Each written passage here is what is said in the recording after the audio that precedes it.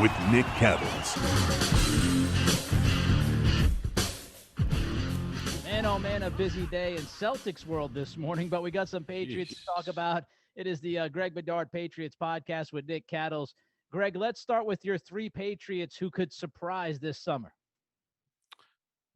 Yeah. Okay. So first, let me just catch people up on what the schedule is this week with the Patriots so they know what's going on. So on Thursday, we're recording this on Wednesday. On Thursday, we are going to have access to the assistant coaches, which, Nick, as you know, we always get state secrets when we talk to the assistant coaches of the Patriots. Of course. So Yes, of course.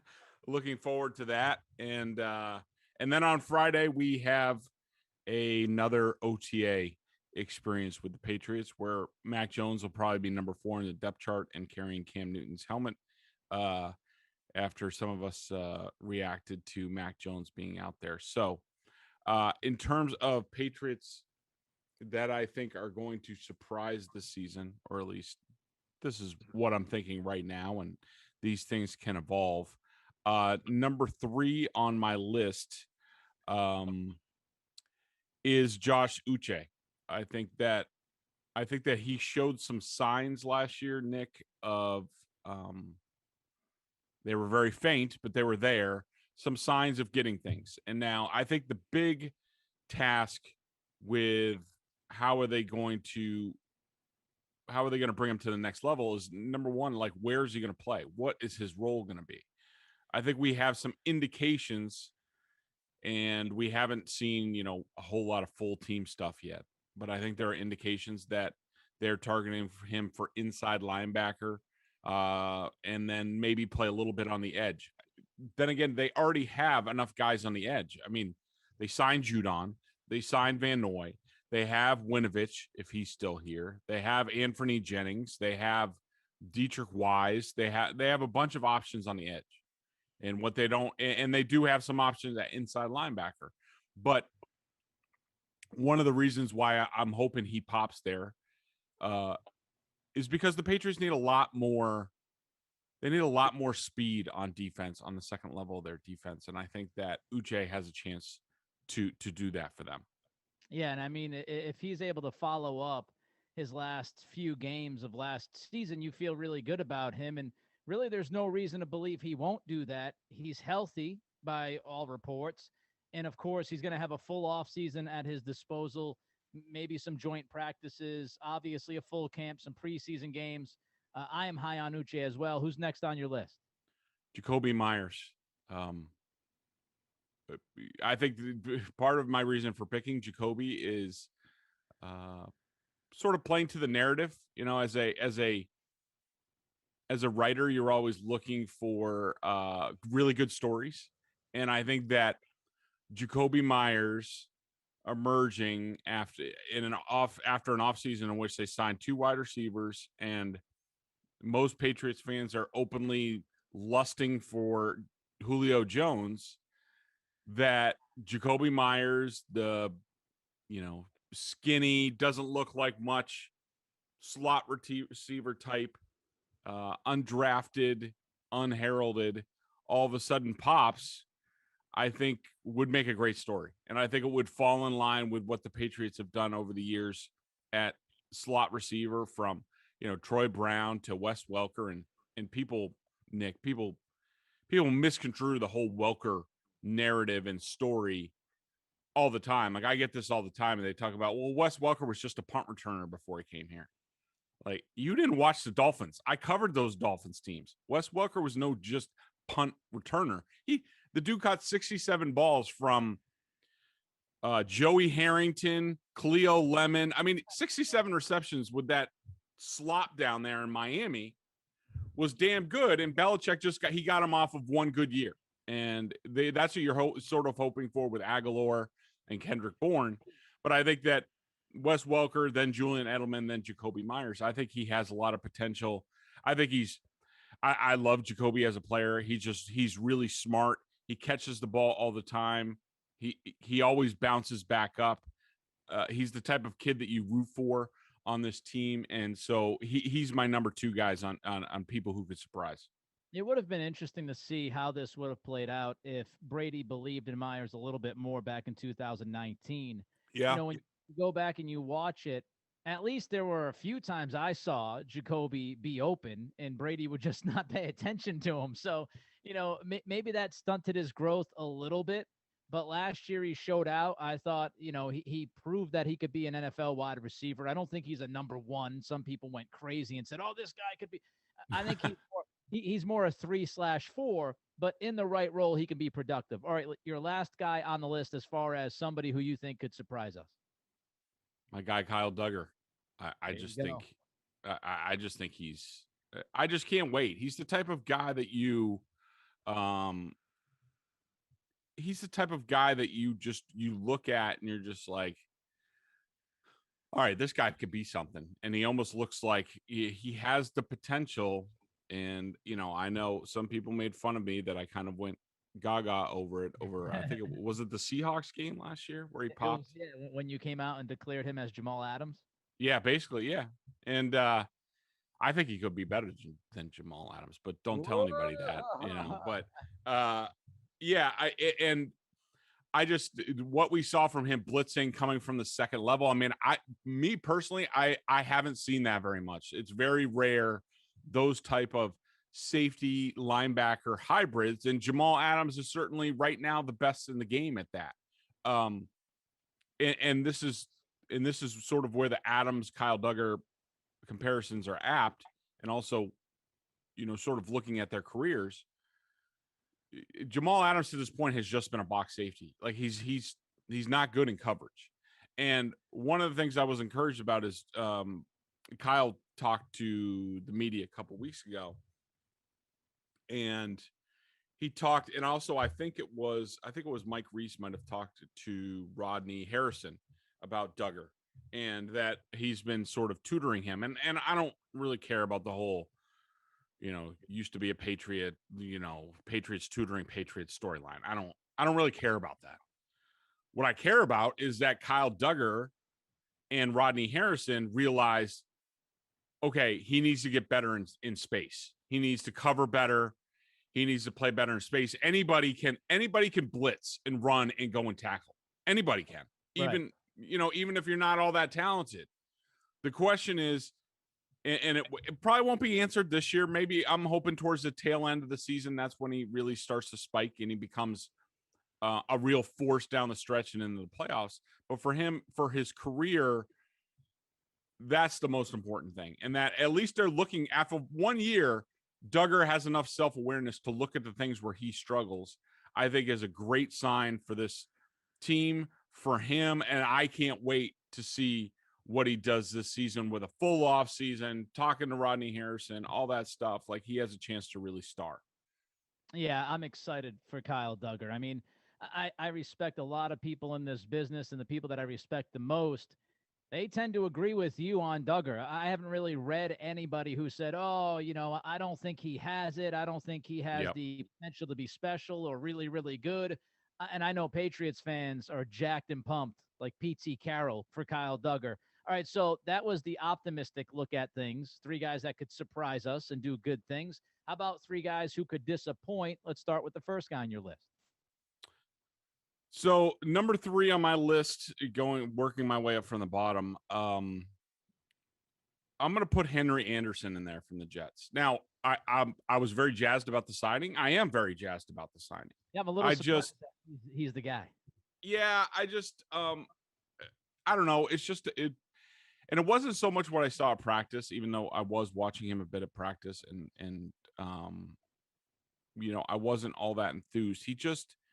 He looks like he doesn't look like he totally fits. And the thing is like I think he's a good fit, and that's why basically on my free agency list, like in cap casualty lists, like all summer, I listed him as a potential for the Patriots because he's playing it in 3-4, whether it's in Indianapolis or the Jets.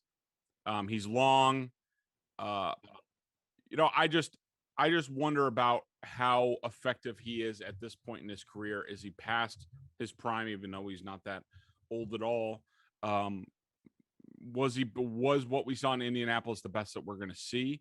And look, and I also think they have a lot of competition up front. And, whether it's Barmore or, Wise doesn't play the exact same position. And I still don't know. And we'll get into that because he's also on my list.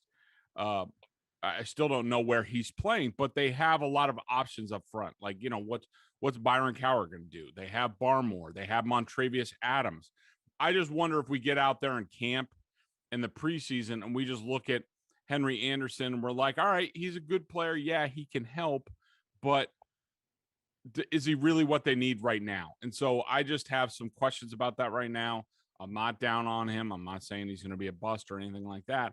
I just think in terms of, because really I'm high on a lot of the roster on this team. I like the roster on this team, but I'm just looking for guys who I, I had a high ceiling for that I think their ceiling might be a little bit lower here. And Anderson's one of those. This might disturb some people, but I actually had a dream about Christian Barmore last night, and he was making a play. He got into the backfield and ripped the offensive line apart. There's my prediction. Christian Barmore is going to be awesome. All right, the second guy on your list. The second guy on my list is Dietrich Wise. I don't know how many. Look, everybody knows I was a charter member of the Dietrich Wise fan club. I'm still a fan of Dietrich Wise. I said it like about a week or two into his first camp. But the decision to resign, and I love a lot of what Dietrich Wise does. He is an unbelievable leader. He's unbelievable in the locker room. He's a great guy. Personality-wise, a lot of the stuff I talked about, and really when I mentioned Wise way back when in his rookie season, I said he has a chance to be a star and very popular for this team because just the personality of the guy. And that has come to fruition. And I'm glad to see it because he is a really good guy. And he is everything that you want in a Patriot. And maybe that's why the Patriots overpaid. Maybe he's the new Rex Burkhead and these guys where Belichick is like, look, I'm willing to overpay for certain guys because I know that they're going to bring me something in the locker room. And there's something to be said for that. I understand that, and I'm not going to discount that. But, I mean, he got pretty good money. His cap number this year is like 3.7, but all of a sudden it goes to like 6.3 the next 3 seasons. I mean, for a guy who, Nick, we've talked about it over and over again, and I think you agree, he doesn't really have a position in this defense anymore. I mean, he gives you value because he's sort of like a 3-4-4-3 swing guy. But the thing is, right, he's not even that good at that. Like okay, he can play 4-3 end. That's what I think his best position is in the pros. And part of me wanted him to, and when he was drafted by the Patriots were a 4-3 team. And like Trey Flowers, he was the next one up after Trey Flowers. So that was the position that he played. But all of a sudden, the Patriots, for whatever reason, and it's usually personnel based, went to a 3-4. And then, so he's not agile enough to play outside on the edge. And he's not big enough and sturdy enough to play the 5 technique at 3-4 defensive end. And so it's like, all right, where do you put him? In the last 2 seasons, he flashes here and there, but for the most part, he hasn't really done that well since they went to 3-4. And what do? They give him a 4-year contract. I don't understand that. And so for me, I have a hard time seeing how Dietrich Wise lives up to that money at any point. But then again, how much do you value the locker room and intangible stuff? Yeah, I was surprised at the money. I was surprised at the length. We talked about him possibly being gone when the season was over. He didn't leave. He stayed and he got paid. All right, last one on your list of guys who could disappoint. Yeah, I keep going back and forth on this, Nick. And again, let me say, before people get all disjointed about what I'm saying, Bedard hates this guy and he thinks this guy stinks. Get him all I'm not worked saying up, that. Bedard. You're getting them all worked up. I mean, I like I said, I like this roster and I like what they did in free agency. And I guess my number, I'll coin this player as one of my biggest worries for this season. He could disappoint. He could be great. It's Trent Brown. I mean, I think you're inviting an unknown variable. Like we just talked about Dietrich Wise, you sign him because you know what you're going to get in the locker room and the leadership and the durability and everything. And you love Dietrich for all that stuff. I'm not saying Trent Brown is the opposite, but Trent Brown is a wild card that you're introducing into the locker room, the offensive line, where the guy he's replacing, Marcus Cannon, other than when he opted out, and some injuries from here and there, he was a good, solid right tackle. Trent Brown has been outside of everywhere, outside of New England, has been a ticking time bomb in terms of, is he going to play? Does he want to play? Does he feel like playing? San Francisco, Vegas. Yes, he was successful here. He was chasing the bag. He already got the bag. Dante Scarnecchia was here. Dante Scarnecchia is not here anymore. So I have some worries about that because I think this offensive line, whether it's Mac Jones or Cam Newton or whoever at quarterback, this offensive line has a chance to be the strength of this team and really give Bill Belichick and Josh McDaniels comfort when it comes to this offense, whether it's a running game, play action game. They can control things and make it simpler for whatever quarterback is driving this team down the field. And I think all of a sudden going from Marcus Cannon and Owenu and what have you at right tackle. Now Joe Tooney's out. You got to move Owenu. And now all of a sudden right tackle becomes right tackle for a while has been a pretty good spot for them. Now it's a big, you don't know what the hell's going to happen. And if Trent Brown isn't on the field enough and they're paying him a lot of money for this season, then all of a sudden, if he doesn't work out, then the trickle down effect could be very problematic for this team. And so I'll just term Trent Brown as my number one outside of quarterback. Obviously, we need to know what they're doing at quarterback, but outside of that, Trent Brown and right tackle is one of my top worries on this team. Yeah, I think if you want to try to be optimistic, it's that it only worked in New England. So maybe there's some secret sauce. Maybe Belichick and company, they know how to get to him. I have no idea. If you want to be optimistic, you could say, as you mentioned, last time he was here, he was looking for the bag. Well, he's looking for the bag again. If he wants to sign another contract and stay in the NFL, this is pretty much his last chance. So there are reasons to believe that he could be good, but there are questions as well. One more thing I want to get to before the member question of the day. A lot of talk about Julio Jones. A lot of people think that today, again, this is Wednesday morning, a lot of people think today could be the day that he's gone. Have you heard anything about Julio, New England? And do you think he's gone by the end of the week? And if it's not New England, where would you lean?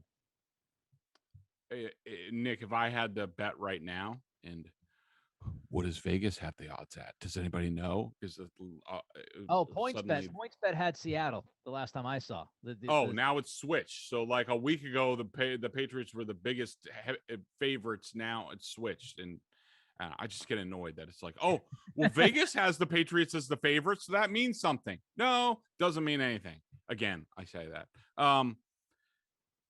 As far as I know, my latest intel on this is that the Patriots are not in the ball game right now where the Falcons are talking as far as compensation. Asking a lot. And also, that's insane. They're asking as much as that. Reportedly, they're asking for a first round pick. And then people say they're asking for players, multiple with an S, players. That's insane. Yeah, it's insane. And also a new thing that I've heard introduced is that Julio Jones might want a new contract. Yeah. Yep. What? What are we talking about? Julio Jones, broken down Julio Jones off of that's like that's actually that's worse. At least I wanted to equate it to, it's like Stephon Gilmore being like, all right, well, I tore whatever he tore last year, and now I want a brand new contract to be top paid cornerback in the game. Like Bill Belichick would laugh at Stephon Gilmore. I mean, do I think they come to an extension or something? A smart thing? Yeah. But that's just a joke. If Julio Jones thinks he's getting a new contract, like, good luck. Go play the rest of your days in Cincinnati or something. I don't really care. But I don't think the Patriots are in it at this point. I don't think they've driven strong to the hoop on this at any point. I think they've been monitoring it. They want to know what the price is. Could they do it for a certain price? Could Julio be the next big slot for them? Yes. But as I also wrote in my column this weekend, they already have a ton of money invested in. They just added 2 wide receivers and 2 tight ends. And how many? If you invested in 2 tight ends, which you're paying at the number 3 and 4 spots at the tight end position in the league, and they would be top 20 receivers. Like, how many receivers do you think are going to be on the field? And, look, you could say, all right, well, Kendrick Bourne's not getting a ton of money, so he could be put aside. But still, the Patriots are going to be a 2 tight end system. The last time the Patriots were a 2 tight end system, 2012, after they gave Gronk and Hernandez extensions,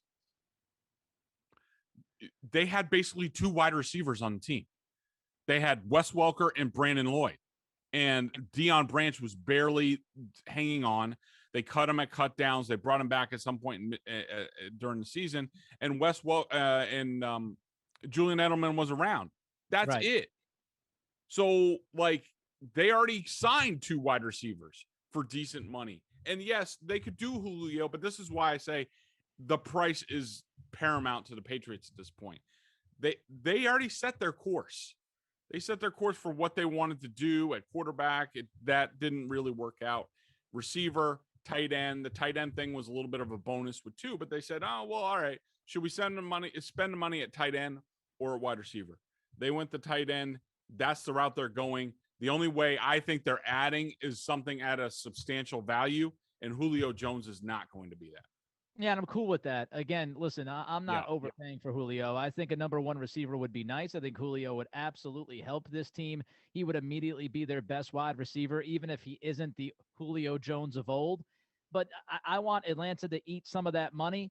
And again, as we talked about the last time, I'm willing to give a conditional pick. Hey, I'll give you a 3rd-round pick that can move up to a 2nd if he does this, this, and this. But I'm not overpaying. A member question of the day, BSJ, $39.99 on their annual plan. Of course, you get great Boston sports coverage. I mean, I'm sure John Corrales' head is spinning right now with the Stevens and Ainge news. Greg combs through the coaches' film during the football season. He answers your questions. Check it out, $39.99 on their annual plan. Our member question of the day, Greg, what do you got? Well, I'm going a little bit of a different route, but let me just say that I love the BSJ members, and this is why we have such a strong community. And, if you don't like one of the things, Nick, that I want to tell people about BSJ is, if you don't like Twitter, if you don't like all the nonsense online, the BSJ comment section is one of the most mature, smart discussion places about Boston sports on the net. A lot of people say they would pay just for that, where the noise is at a minimum, and there's some good discussions. And one of them, and I just wanted to bring up, is that a couple of our BSJ members are Michigan alums. And as you recall last time, Nick, I was singing the praises of Quinn Nordin, the Michigan kicker, the undrafted free agent, who I was like, holy hell, the kid kicks the hell out of the ball. It sounds different. And a couple of the guys on our comments basically said, don't fall for the banana in the tailpipe with Quinn Nordin. So I just wanted to read a couple of those. So BSJ commenter, that's his name, says, as a recent graduate of Michigan, I've watched Quinn Nordin for 4 years. I'm not surprised that Bedard is very impressed in him day one. He's got a massive leg, big arms, which he likes to flash and cut off tees. Him and Chase Winovich must flex at each other in the locker room. and a swagger dam. However, he was one of the most frustrating and puzzling players to watch. He must have won and lost the starting job 15 times over the course of his college career. He'd simultaneously keep us in games with booming 50-yarder, then miss bunnies that cost us dearly. Unless there's a great sports psychologist / kicking coach combo who can strengthen his confidence and stroke to find whatever level of consistency, I hope the Patriots pass on him. I always wanted the Wolverines to be well represented on the Patriots, but there's a limit to this type of thinking, and the buck stops with me with Nordin. The buck stops with Nordin. That's it. Enough is enough. So, there you have it. I mean, so it sounds like I do think if his leg's that good, Nick, and we'll monitor this as things go on. Who knows? He might not even be there Friday, but he might be cutting that time. But he could be a good kickoff, maybe long field goal type of guy if you go with like a Nick Folk again or what have you. So it's just interesting, but at least they didn't doubt my my kicking scouting report when I was like, holy hell, the kid kicks it through the nets behind the thing. But yeah, so good discussion over at BSJ. He's got a lot of leg. The Greg Bedard Patriots podcast with Nick Cattles wrapping it up. Obviously, if something happens with Julio Jones, we'll be all over it. Until we talk to you next time, be well.